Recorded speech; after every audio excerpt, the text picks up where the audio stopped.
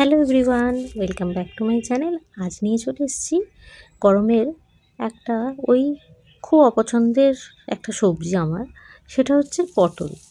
কিন্তু এই যে দেখছো, তেলে একটু কালো জিরে ফোড়ন আর পটলগুলো ভাজতে দিয়ে দিলাম। একটা সময় ছিল জানো তো, সবজি দেখলেই কিরম যেন নাক সেটকাতাম।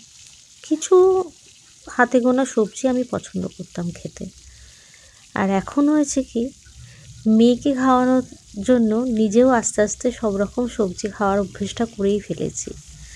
আর মেয়ে না খেতে শিখলেও মা খেতে আজকাল শিখে গেছে, নানান রকমের সবজি খেতে। আর বিভিন্ন রকমের সবজি বিভিন্ন রকমভাবে রান্না করে খেতে, আর বিভিন্ন রকমের আইটেম, সেটা মাছ বলো চিকেন বলো, একই রকম জিনিস একই রকমভাবে খেতে তো ভালো লাগে না।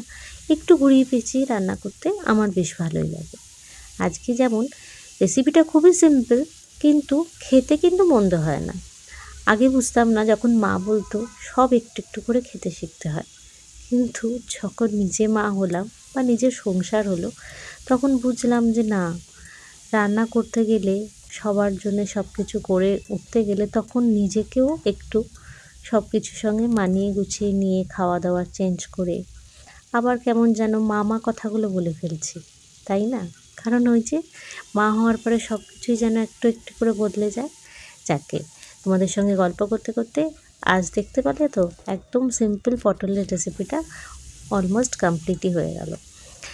রেগুলারে মশলা যেগুলো জিরে ধনে হলুদ দিয়েছি, আর তার সঙ্গে অল্প একটু পেঁয়াজ আর টমেটো, ব্যাস ভালো করে কষিয়ে নেওয়ার পরে একটু জল দিয়ে দিয়েছি। ভালো করে ফুটে যাওয়ার পরে দুটো কাঁচা লঙ্কা চেরা দিয়ে একদম নামিয়ে নেবো। এই রেসিপিটা তুমি ভাতের সঙ্গে ডালের সঙ্গেও খেতে পারো, আবার তার সঙ্গে রুটির সঙ্গেও খেতে পারো। রুটি পরোটা দিয়েও মন্দ লাগে না। ভালো লাগলে লাইক কমেন্ট সাবস্ক্রাইব করে পাশে থেকো। টাটা।